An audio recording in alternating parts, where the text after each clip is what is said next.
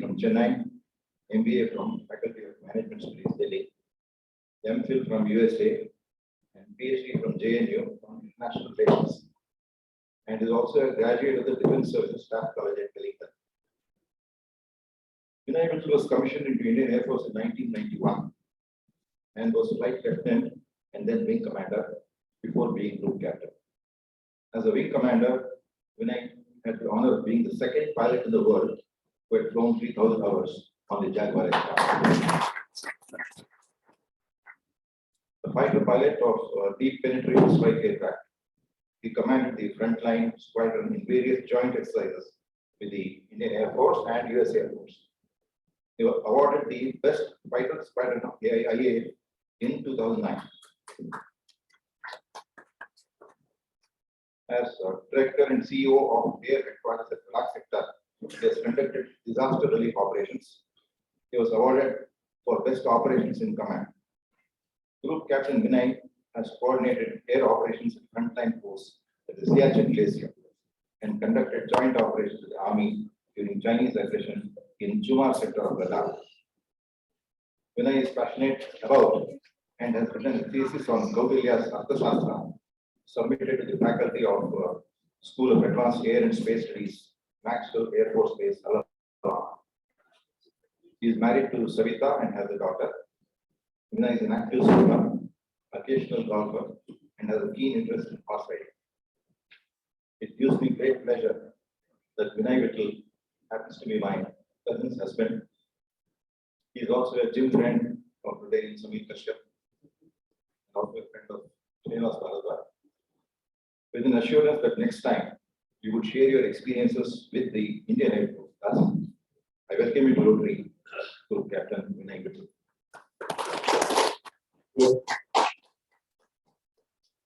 I welcome Innerville President Mr. Gauri Gokul. Captain, stage is yours.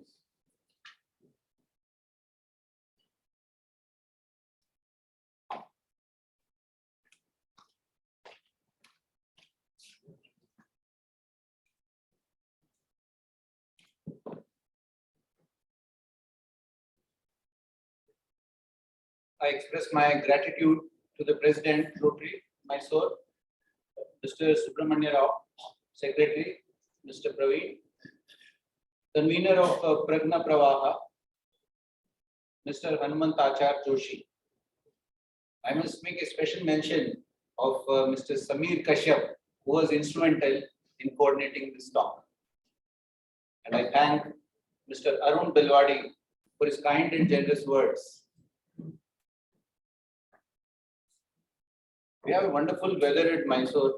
It's like a salubrious weather. Salubrious, it's giving us more and more, probably, years to live. While the north is reeling under pollution and severe cold. So we are very blessed to be on this land.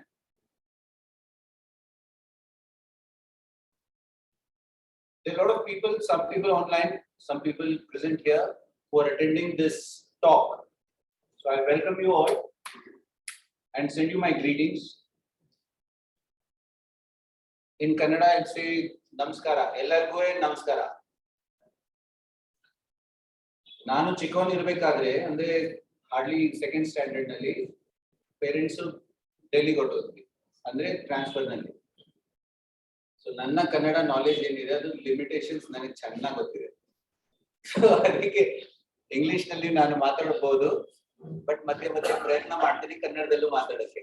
ಯಾಕೆಂದ್ರೆ I am proud of my mother tongue, Kannada language.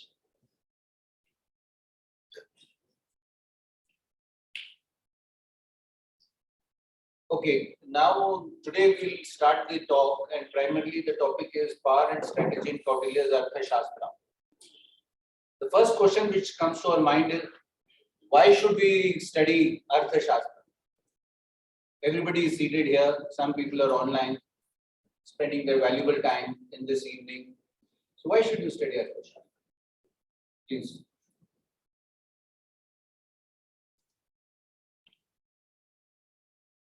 Okay, why? Next slide. If you see generally how the world operates, how countries operate, how kingdoms operate, you'll find that it is like a pendulum, known as the pendulum theory. That means you will often find that there is a decline, then there will be some stabilization and further progress. So this cycle continues. Whether you look at companies, big companies like the Tatas, you'll find in the 80s they had a dip. Again, they were consolidated in the 90s, and now you can see where they are, one of the leading companies in the world. Similarly, you can see Great Britain, once upon a time, having numerous colonies.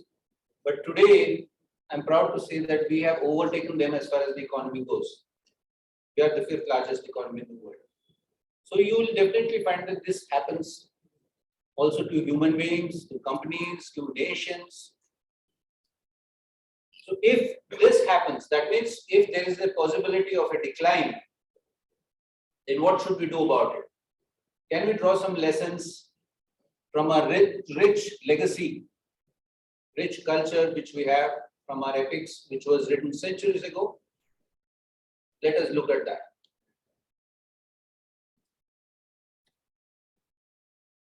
Okay, now why does decline happen? Decline happens because of calamities. Calamities which can be created by the failed policies of the state. If we look at certain nations today, you will find that this is absolutely true. Shall we look at Pakistan today? Because of their policies over so many decades, you can see that they are in a crisis today. Economic crisis, whatnot. The foreign reserves are absolutely low, and they're looking at people helping them. Why has this happened? This has happened because of the failed policies of the state. Similarly, you can have divine interventions. What are divine interventions? To make it very simple, it can be a pandemic. We just underwent a pandemic, COVID, last 2 years, badly hit. So many nations were affected, so many companies were affected, so many human beings were affected. This can affect the progress and put you in a decline.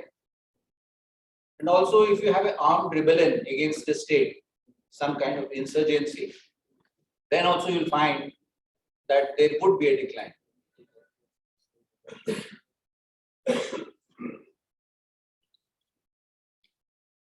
Okay, this slide is to demonstrate my command of English language. So don't be taken back by the words which you see on the screen. It says that it provides an insight into the ancient Indian anthology of political wisdom, theory and art of statecraft. And also it's one of the major political and strategic treatises that constitute a collection of timeless concepts. But to put it in a very simple manner, next one, please. It is nothing but just this couple of lines which you see on the screen. It provides guidance to a king to rule well. You must understand the concept and the context. Most important thing here is the context. So Arthashastra presumably was written 2500 years ago, during the time of Maurya dynasty. So at that time we had kingdoms, and what it does is it provides a guidance to the king to rule well. How does it do that? Next, please.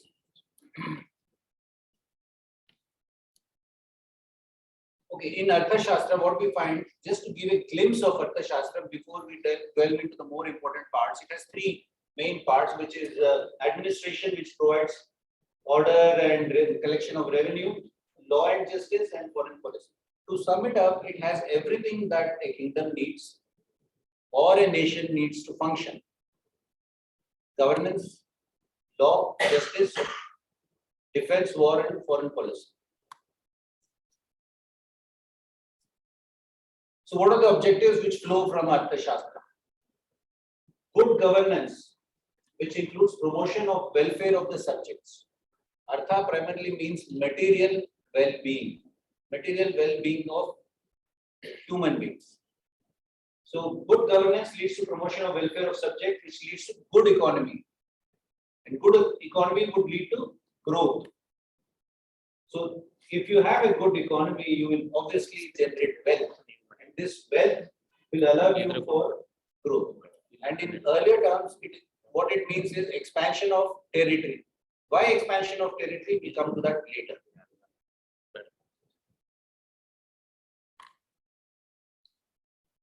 What are the duties of a king?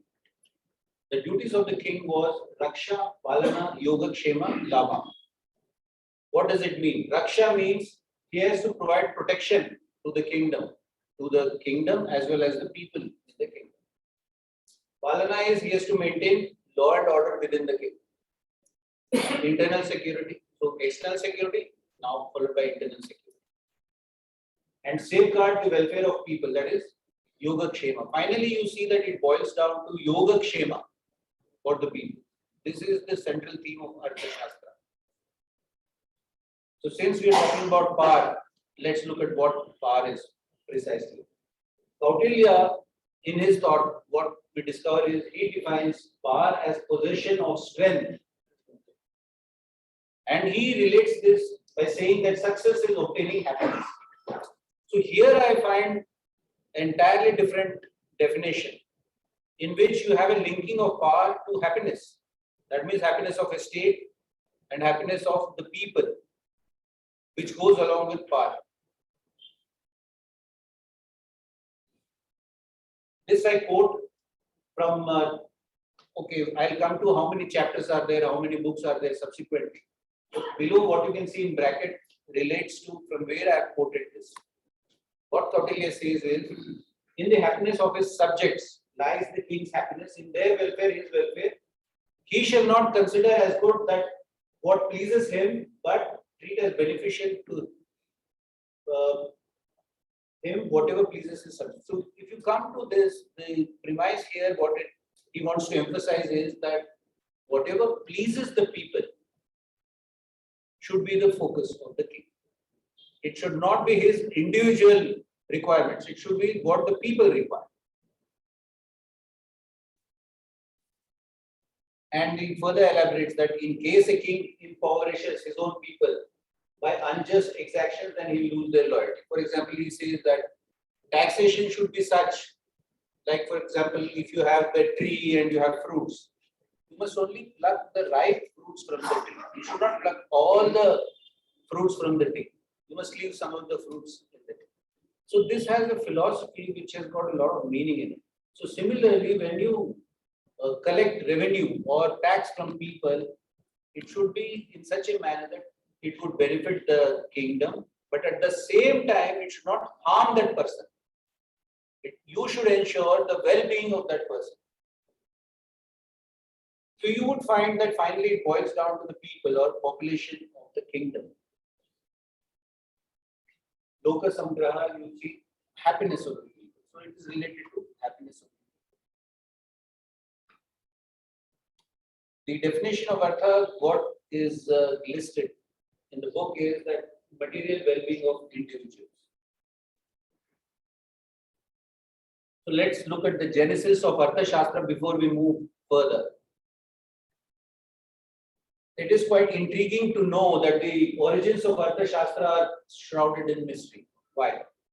Because it was lost sometime after the Gupta dynasty.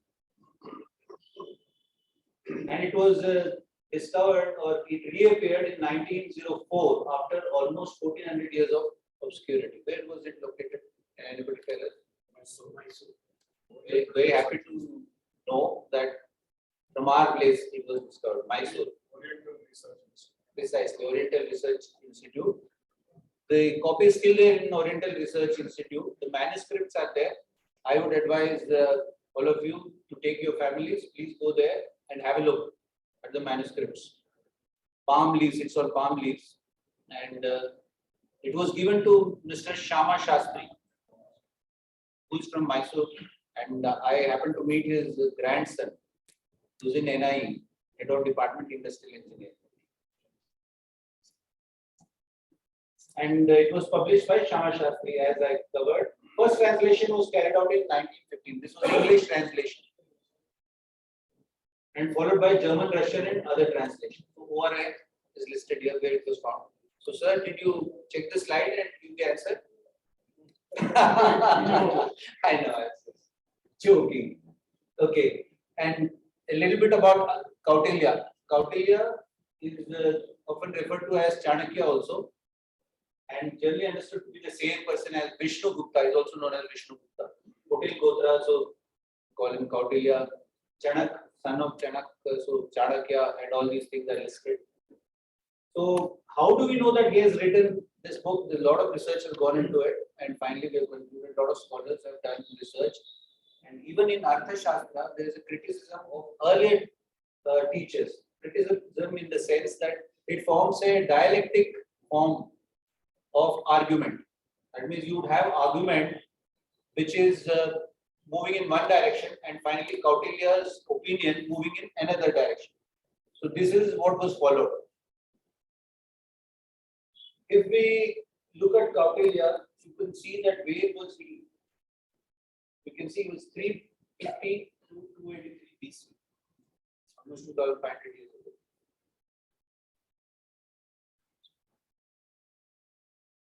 And the Maurya kingdom extended from present-day India almost to Pakistan to Afghanistan and Bangladesh and further. As you can see, this was what existed as one single kingdom at that time, the Maurya dynasty. And Kautilya is credited for that. Now we come to what is Arthashastra and what do we find if we look at Arthashastra. Arthashastra has 15 adhikarnas or books in which you have 150 chapters, 180 prakarnas. What are prakarnas? These are sections devoted to a particular topic. 6,000 verses is quoted in Arthashastra. However, to be more precise, there are 5,280 verses. It is in the form of prose, sutra maxim form with 380 shlokas. Pardon me. Now each book will see what exactly is there so that you can find your interest in that particular book, and probably you can have a look at the book as well. So book 1 has the king and the training of the king. Now this part is very interesting because in this book 1, what I find really interesting is how the king or the prince, as he grows, is trained. Kautilya lays emphasis to knowledge, education. He talks about education as far as Vedas are concerned, Trai. Apart from that, he also talks about Itihasa. He talks about philosophy, Anvikshiki. Lot of emphasis on that. You find all the sciences being covered in the education for the prince. He is also to learn on the job as far as OJT, what we call on the job training, about administration, defense, foreign policy, and acquire all this education while he's growing up, apart from gaining knowledge in the use of weapons. And Kautilya lays a lot of importance on dharma. And when he talks about education of a king, he talks about the control of senses. He talks about 6 senses. I have not listed because there's a paucity of time, I can't go deep into that, but the 6 senses actually land most of the people in trouble, even today. If you follow his dictum and ensure that you control your senses as far as these 6 senses are concerned, I'm very sure that people will do very well in life. If you look at the downfall of many great companies, many chairmen and managing directors, even today, you find that one of the reasons exists there. One of the 6 senses which he talks about. So ethics also forms an important part in this. What I find most interesting is, when you have a king, he has absolute power. How do you control a king? Is it possible to control a king? I feel that he has found a kind of, string which is invisible. What is this string? It is a string of dharma, in which he talks about what happens to a king if he does not follow his Raj Dharma. You find that there is something else apart from a human being which is actually controlling the king in a different form. We have intelligent quotient, we have emotional quotient, we have spiritual quotient as well. So this is at the highest level. If you go into the spiritual quotient and look at karma and see how it manifests and the education given to the king, it actually binds a king to follow a righteous path and look at the benefits that he can provide to the people of his kingdom, rather than be selfish or look at his own requirements or be a tyrant. You would find it very, very interesting that there are duties absolutely listed for the various offices of the state also, and for agriculture, mining, leisure activities, trade, and so on and so forth. Book 3 gives you a wonderful depiction of how a law and justice should exist in a country. In fact, what I found interesting here was if a judge gives a ruling and later on it is found that the ruling was wrong, it was incorrect, it was inaccurate, even the judge is penalized. And the penalty is probably 3 times more than what was actually there. So there is a control over the judge as well. In the code of law, validity of contracts are mentioned. If there is distress or apat, we call it apat dharma, validity of contracts lose in case you have a contract which has been signed at that time or agreement come to. So during apat, so apat dharma provides for this, for the validity to be, nullified. It's so interesting. Book 4, here you find that, detection and suppression of crime. It is proactive. It's not that a crime has happened and now we are running behind to, find the solution as to how to control or how to get the perpetuator.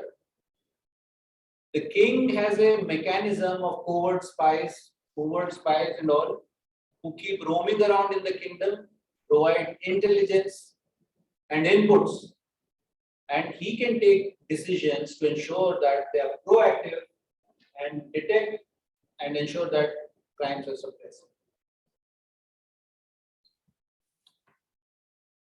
Book 5 has different collection of topics. In case of demise of a monarch, that is the king, what can be done? Okay, from book 6 to book 13 comes the most important part. It talks about war, defense, and foreign policy. So if you look at this, actually war is also part of foreign policy. So it is really, really interesting to note here that is devoted from chapters book 6 to book 13 on foreign policy. That means how kingdoms interact with each other. What we call today as international relations. How nations interact with each other. This forms very, very important because the survival of a kingdom or the survival of a nation depends upon the foreign policy. The prosperity of the kingdom or the nation even today depends upon the foreign policy.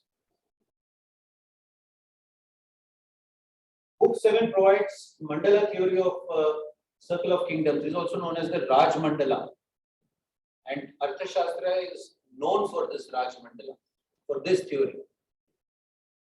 And it provides Shadgunya, 6 methods of foreign policy. Finally, what we understand here is the ultimate goal is set for the ruler, which is the expansion of the kingdom to ensure well-being of the kingdom. Well-being of the kingdom means well-being of the people. Book 8 is interesting because it covers the calamities. Calamities for the kings, for the state or the kingdom, and there are different constituents of a kingdom, or even today it's relevant, constituents or the elements which exist in a nation.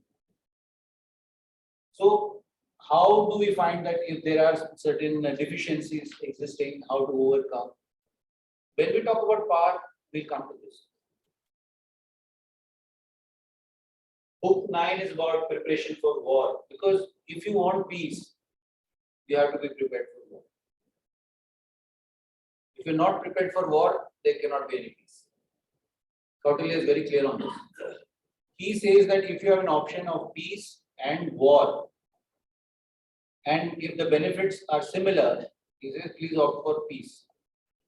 A lot of people think that Kautilya is unscrupulous and immoral, and he says that we should go to war, or he's totally a realist. No. He asks you to make an intellectual judgment. What are the benefits which you acquire if you go to war? What are the losses which you're going to have? And similarly, how do you see that the fruits of your labor are given to the people? That is possible when you have peace. Now he moves on to fighting an enemy and other details which actually existed during the times of 2,500 years ago during Maurya dynasty, and in that context. But these things can be applied even today for some formations, for the army, or even for Air Force and Navy as well, if you move to a higher level and understand what are the concepts here. This is interesting. Vijayabhishu is considered as a conqueror. If you're a nation, Vijayabhishu, you could be Vijayabhishu. You could aspire to conquer other nations around you or kingdoms around you. Because during those times, the conditions which existed was there were small kingdoms, apart from Nanda dynasty which existed, and Alexander was about to invade India, or what we call today India. He was about to invade. So Kautilya wanted to ensure that the so-called nation or country or state or kingdoms are united. So he gives us many options as to how a weak king, when threatened by a stronger king, should frustrate the design of the latter and overcome. Similarly, if there is a fortified capital, how to overcome it. And book 14 gives about some secret remedies and occult practices. And finally, book 15 talks about 32 tantra yuktis or methods of treating a subject. Actually, if you look at this, it precisely defines most of the things which you find in English grammar and all those things 2,500 years back. It is very, very accurate. He talks about how to define, how do you define an argument? How do you conclude? Each thing is given in a very scientific and systematic way. You can actually write a book on book 15 itself by doing research on that. And this would be about treatment of a language. Okay, now you have some definitions and how people spoke about Arthashastra. Roger Bosch from US, he says that Kautilya is the first great political realist of the world. Realist, primarily when we look at realist, if all the people don't understand for the benefit of some, we have what is known as realism in international relations and liberalism at the further end, two extremities. Okay, realism, what we are looking at is, in a layman's definition, if I may say so, that you would find that realist thinks that the world is always at war. We are always at war. So if you look at centuries, let's start moving from 2,500 years and start moving till now. Or even from 1947 till now. There have been so many wars. So that means there are wars always going on. Even now there is a war, Russia, Ukraine. But there are intervals of peace. Reality is war. People want to survive. So they are selfish. This is the theory behind it. Liberalists say no, people are good. People want peace. Wars are an aberration. So two extremities. So here he was called as the first great political realist of the world. However, I would differ with this because when you do a deeper research in Arthashastra, you find that Kautilya has shades of realism, shades of liberalism as well, shades of humanism and idealism as well. He's a humanist when he talks about welfare of the people, which is the center theme. And when he talks about treating a defeated king well, what does it mean? It's an idealist. So, though he does not say that there is a possibility of a utopian world to exist, he is a realist when it comes to survival, when it is required, but he is a liberalist when it comes to domestic politics or safeguarding the interests of the people. Okay, this has been considered as one of the great political and strategic treatises of the ancient world. He's been compared to Niccolo Machiavelli. You might have heard about this the prince. So, in fact, Dr. Upender Singh, who is a professor in Delhi University, has written a book, and she says that it is unfair to call Kautilya as the Indian Machiavelli. It should be the other way around. Machiavelli should be known as the Kautilya of Italy. That's what she says. She's the daughter of Dr. Manmohan Singh. Further elaboration on the same. Okay, you can see that it has been treated as a treatise on polity, science of politics. I define Arthashastra as an art and science of governance, diplomacy, and war. Why? Because there are tangibles and intangibles as well. If it is precise, it is a science. If it is, having uncertainties, if it has a scope for you to interpret as well as understand, and if it provides you with a guidance and provides you with principles, it would be an art. So that's why I call it an art and science of. Now we look at national interest. Why? Because we're talking about power and strategy. Why do we need power? Why do we need a strategy? Because nations are interested in their own interests. What are the interests that the nations have? Nations work for their own interests. All nations do. Prestige, wealth, and security. All nations want prestige, status in the world order. Even today, wealth, obviously, because economically all nations want to do well, they aspire to do well. That's what provides you with power as well. And security. Without security, nation cannot function. You cannot have a good economy without security, and without a good economy, you can't have a good security.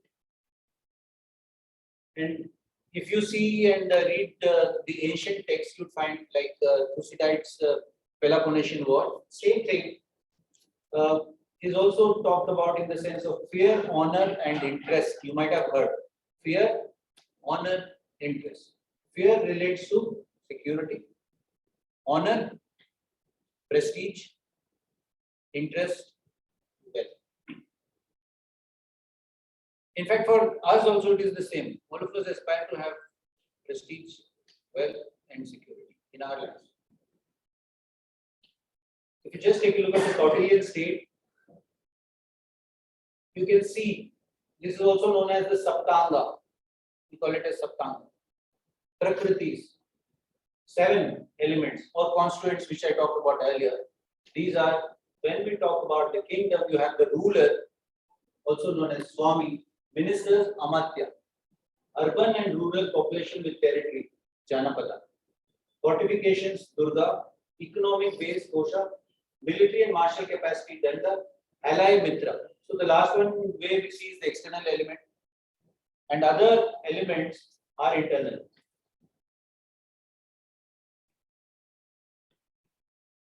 If we consider the same thing in the present day lexicon, we can also say that the Swami can be related to the leadership of the nation. So if we want to talk about the power of a nation today, since we're talking about the power, so the most important is the leadership. Like for instance, in India, the Prime Minister, what kind of leadership do we have?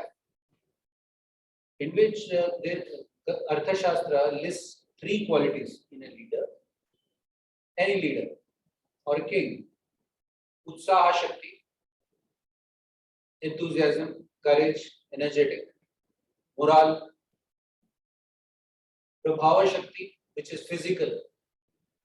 What kind of military does the nation have? Economy, which are the physical attributes of a nation.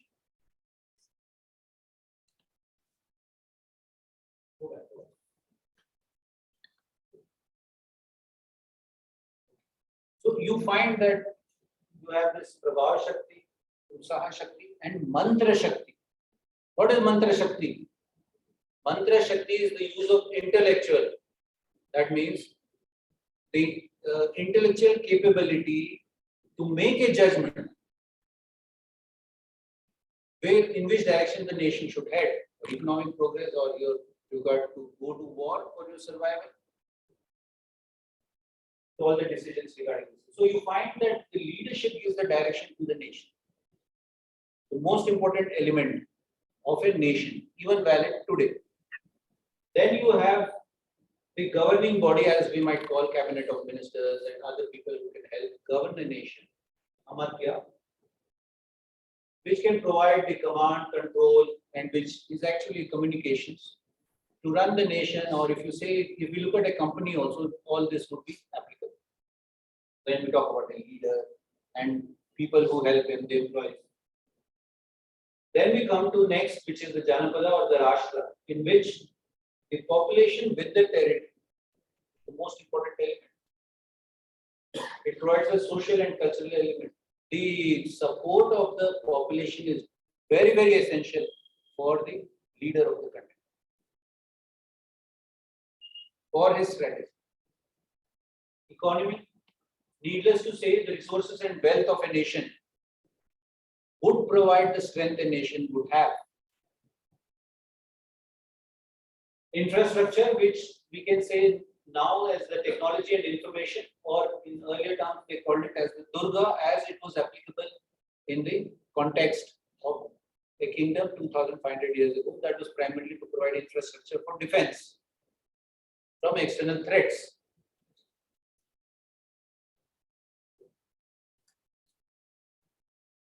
Thereafter, we see the military taking predominance here. That military, which is known as the Bala or Danda, provides the power to the nation as well. And this is very important because this provides the security.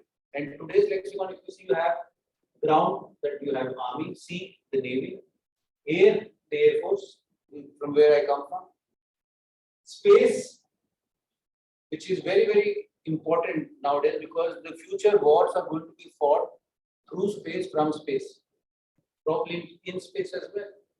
And the weaponization is already taking place. Though there are treaties existing that we should not weaponize this space, but it's a accepted fact.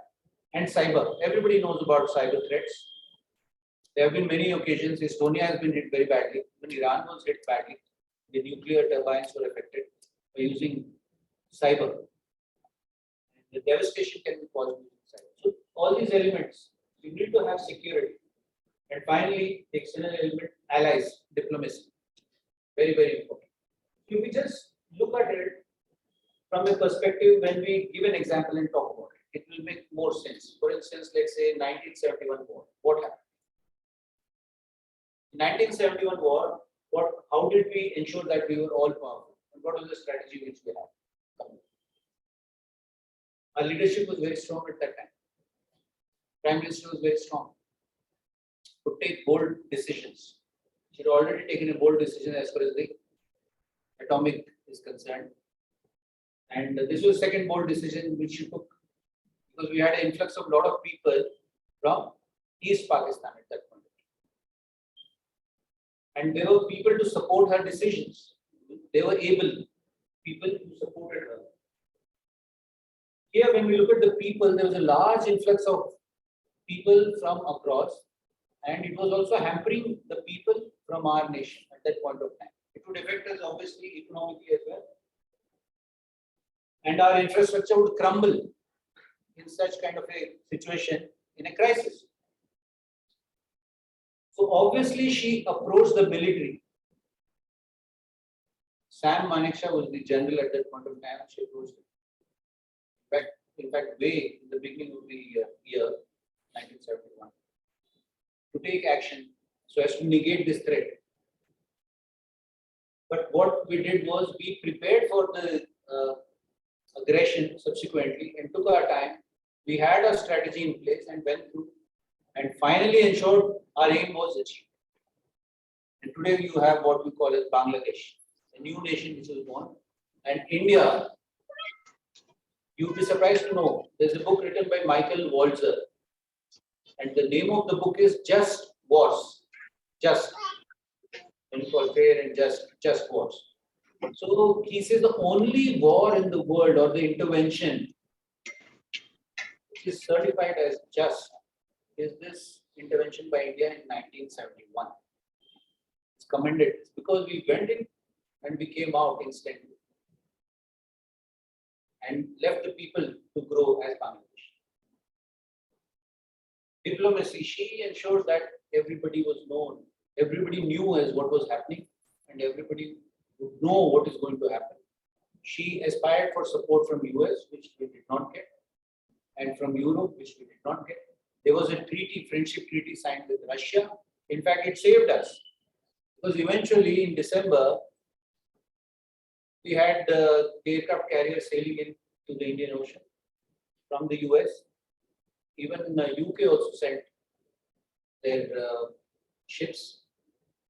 Russia sent a ship behind, and it was Russia which saved us in 1971.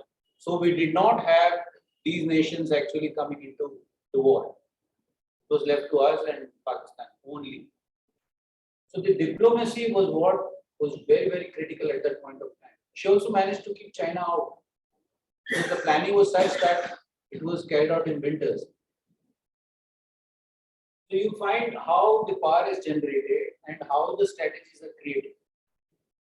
The elements of a nation which was known as the elements or constituents of a state and which was listed by Arthashastra, by Kautilya in Arthashastra, is applicable today.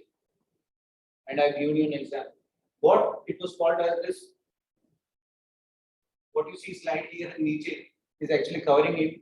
It is known as comprehensive national power. All this add up to the national power of a country. Next one.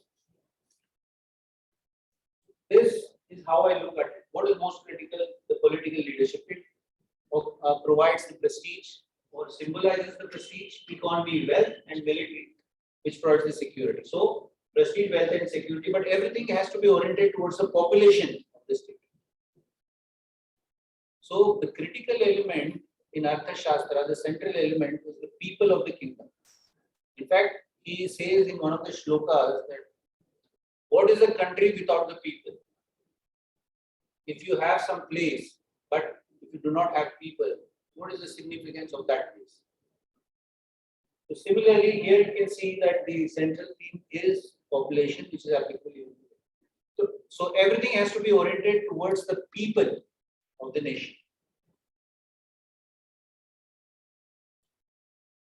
If you look at strategy, now we'll go a little bit into the strategy. First, we'd like to see what is strategy.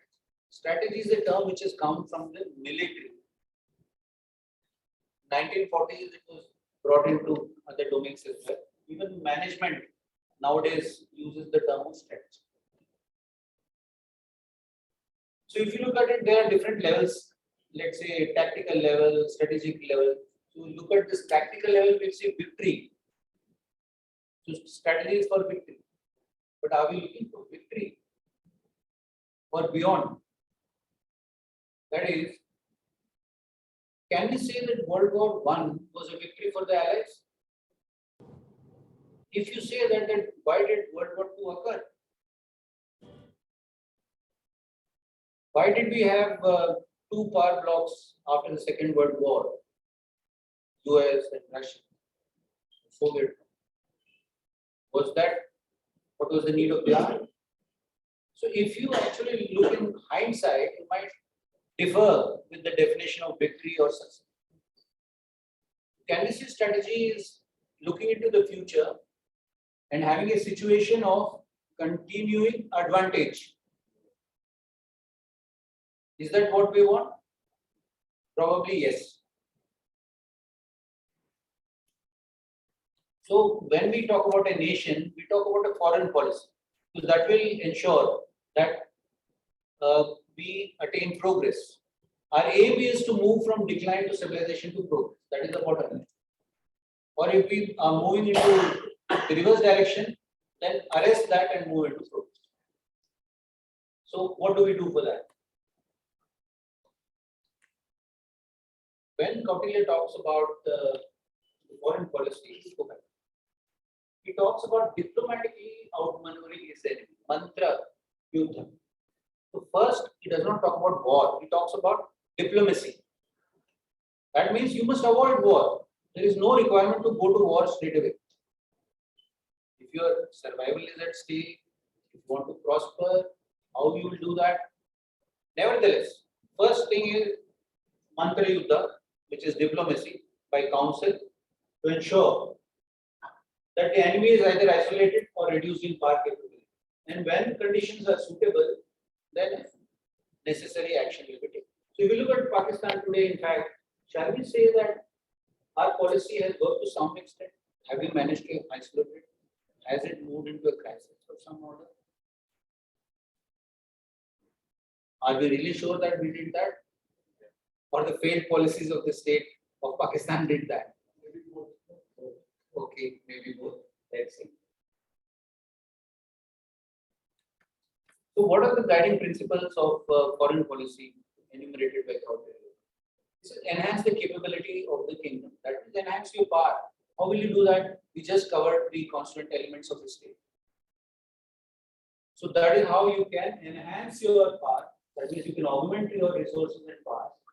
And if you intend to go on a campaign or conquest, so in those times, how you could acquire resources and gain in power and wealth was by going on a conquest. Otherwise, your enemy could do the same to you.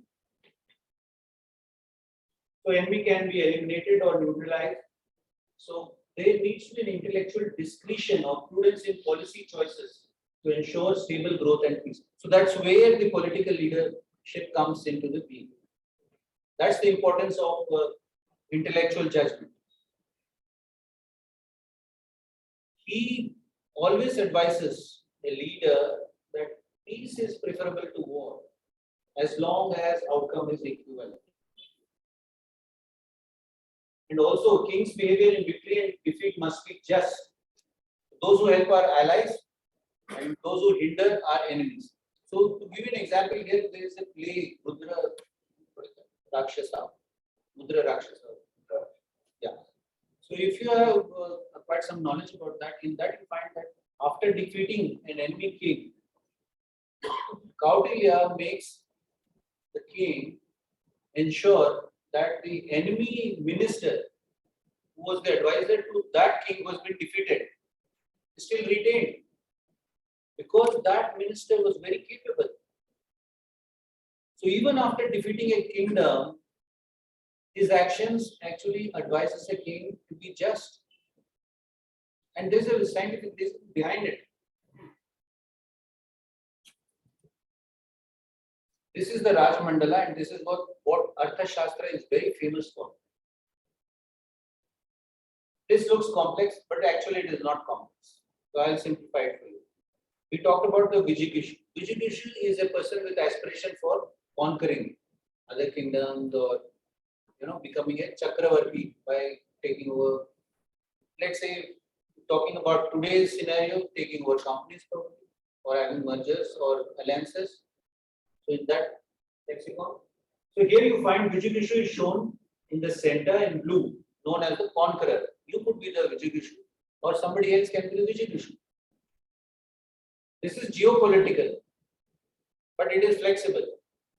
So your neighbor kingdom, in that case, when we had the situation as existed 2500 years ago, Ari Mitra.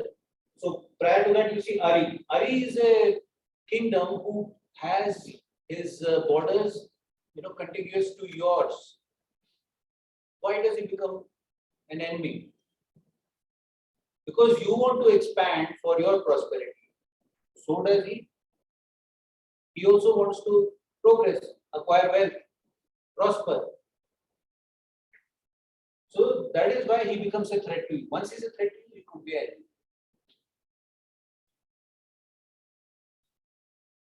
In this, you will find that there is one enemy in the below and one above. Now he is known as Ari Mitra. Why is he known as Ari Mitra? Because he is an enemy to us. Let's say we are Vijigishu in this case. So the one below is our enemy. The one above also will become an enemy because his borders are contiguous to ours. But since our interests are in conflict and his interests are in sync with the other neighbor below, they would be friends.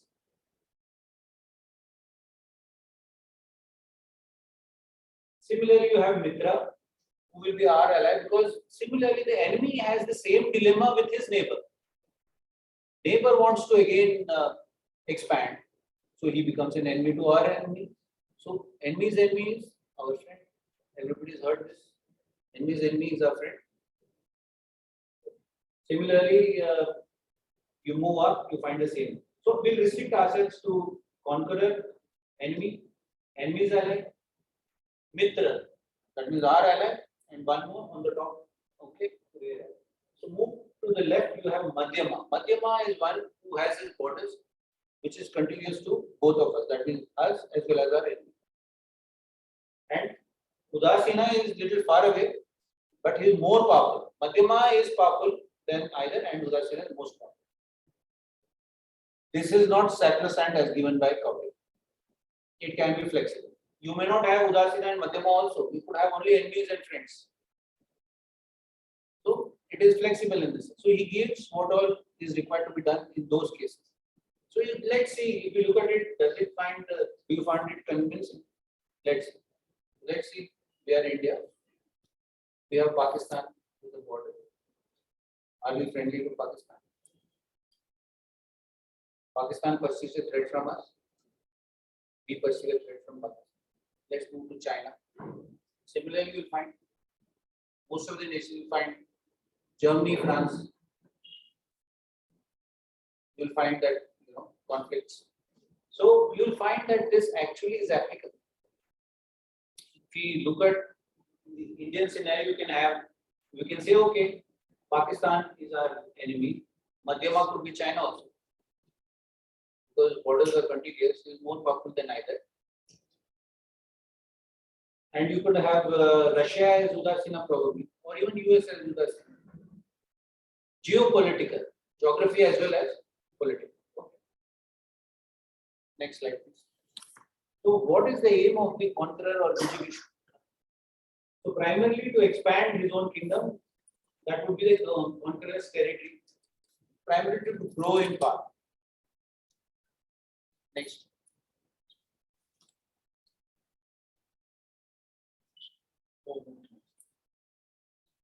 Okay. Finally, what it intends to tell us is the king has to see what kind of enemies does he have, and subsequently what are the actions that need to be taken to keep the kingdom safe, and how to go about it.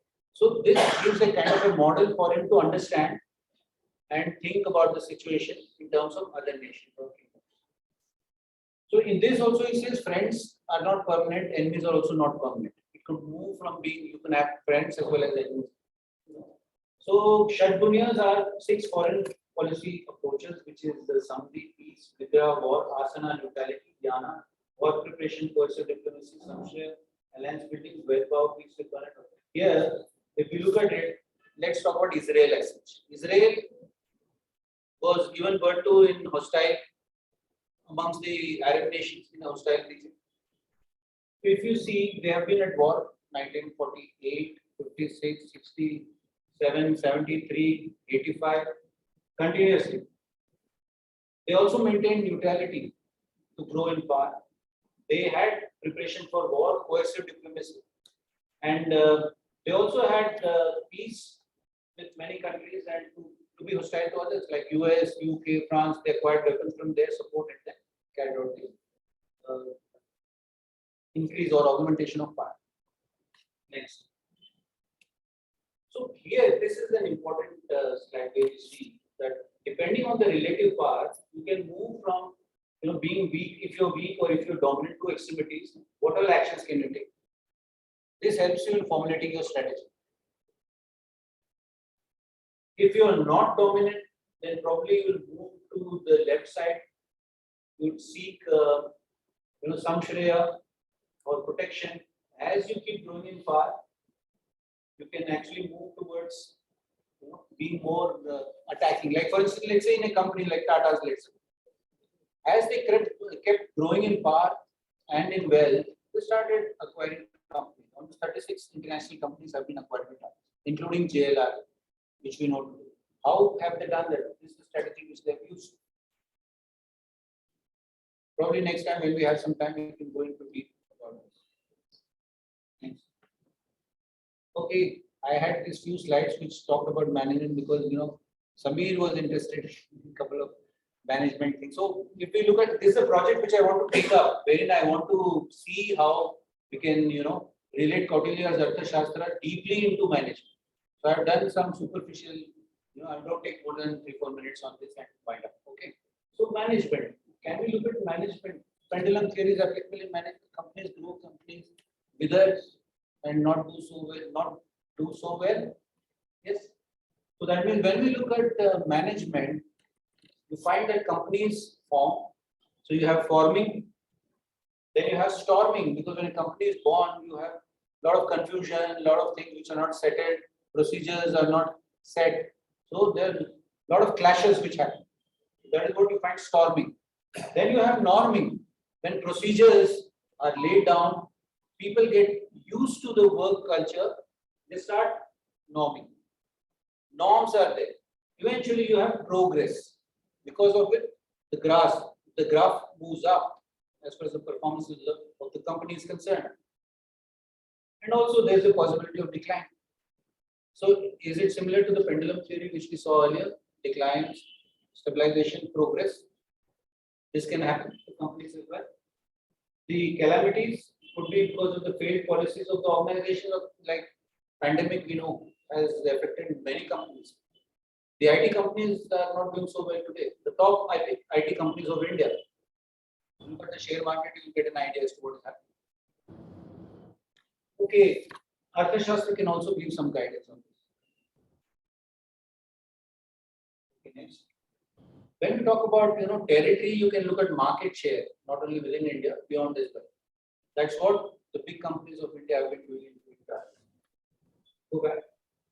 So you find that in a company, if you're benevolent towards your customers, which is the marketing philosophy, and your own employees, it leads to actually growth of the company and helps you acquire wealth, profit maximization. So motivating your employees, focusing on the customers is the key.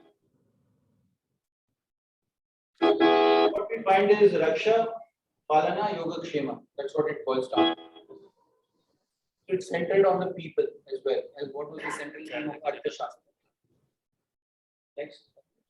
So what is marketing? It's the whole business seen from customer's point of view. Business success is not determined by the producer but by the customer. Peter Drucker. Next. ನಮಗೂ academic interest ಇತ್ತು, ಎಲ್ಲ class ಮಾಡ್ಕೊಂಡು ಹೋಗ್ಕೊಂಡು ಎಲ್ಲ ಮಾಡ್ತಿದ್ವು. ಟೈಮ್ಗಿಂತ ಏನೇ ಮಾಡಿದ್ರು ಈ ರಾಜಕಾರಣದಲ್ಲಿ ನೋಡ್ತಾ ಇರ್ತೀರ. Okay, Walmart says that customer service. Freedom ಆಗಿದ್ರೆ ಮಾಡ್ತೀರಾ, freedom ಇರಕ್ಕಾಗಲ್ಲ. Okay, I think we'll wind up after this. A few more slides like this which bring the emphasis on the customer. Okay. Let's go to the last slide and one behind that, one before that. Okay. Same thing when you look at others also who have been the icons. Okay. One of the leading companies of the world. Their emphasis has been customers.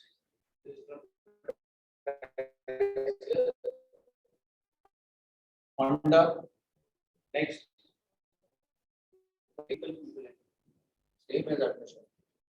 Okay, foreign policy we may call it, but the strategy is the same. There is a warfare which exists. Next.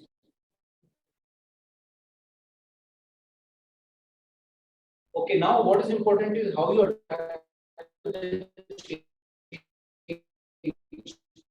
inevitable. That's what Arthashastra. Finally, I have shown you the books which exist for Arthashastra. The book on the left is written by the center one is like a novel. It's an easy read. So precise is the which is on the right one. It's 3 volumes. First volume is in Sanskrit. All the shlokas are there. Second one is the translation into English, and third one is his comment. So first one and second one are the most important books. I have finished. I am very grateful for a patient hearing. Thank you so much. Jai Hind.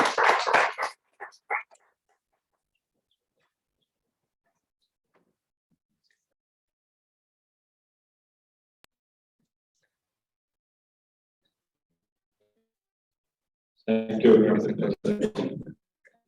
I think one more someday about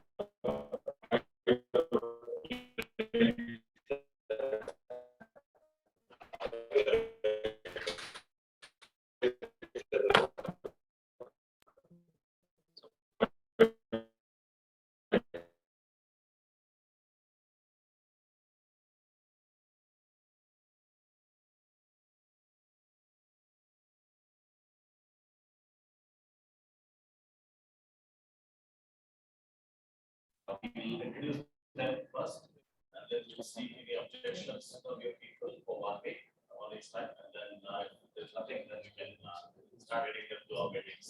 So I would like to call upon Dr. Arthashastra to introduce two of his Wednesday.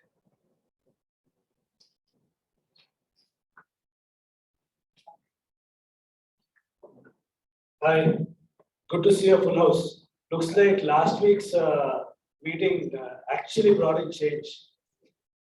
So I'd like to introduce Dr. Shashikiran KB. He's done his MBBS, MD and DMB in pediatrics, and he's also done his DM in nephrology. He's currently working as assistant professor and head of nephrology, Institute of Nephrourology at Mysuru.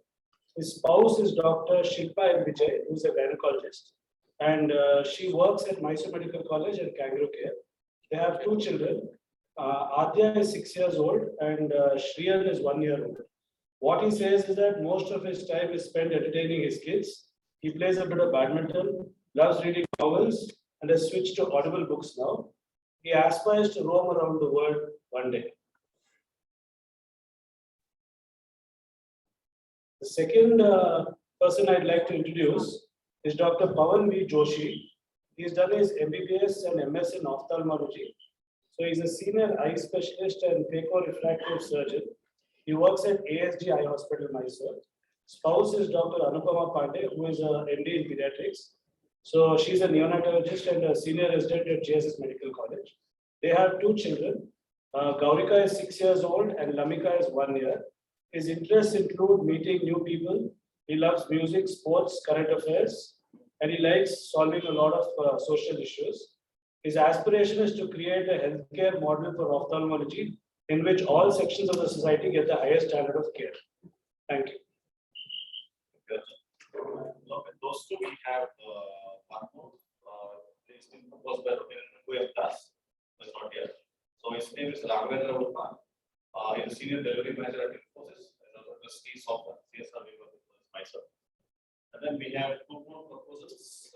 The couple proposed by PDG Expenser.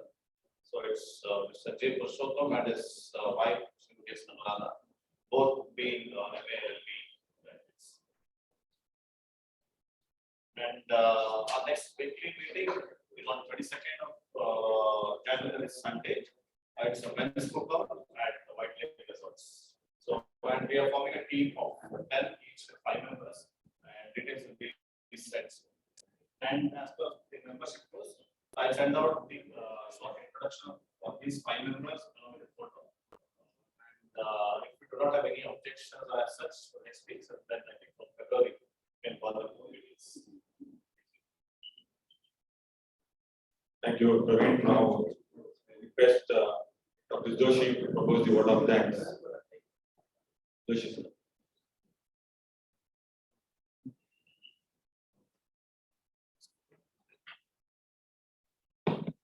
ಎಲ್ರಿಗೂ ನಮಸ್ಕಾರ. ಮೊಟ್ಟಮೊದಲನೇದಾಗಿ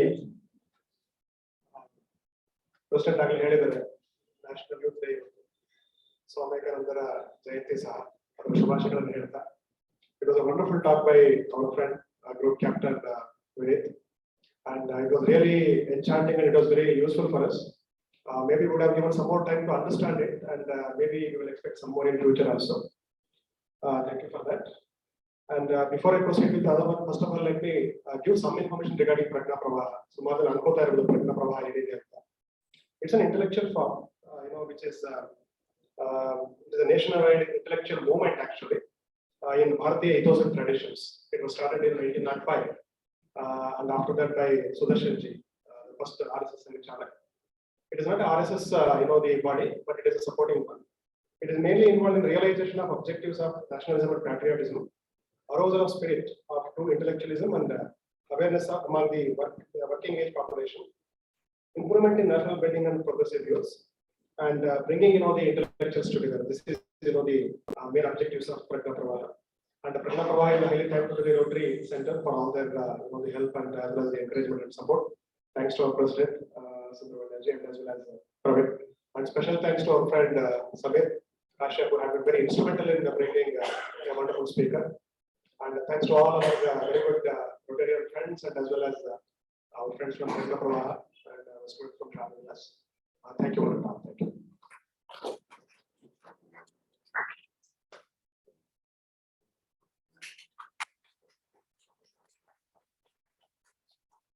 I adjourn the meeting.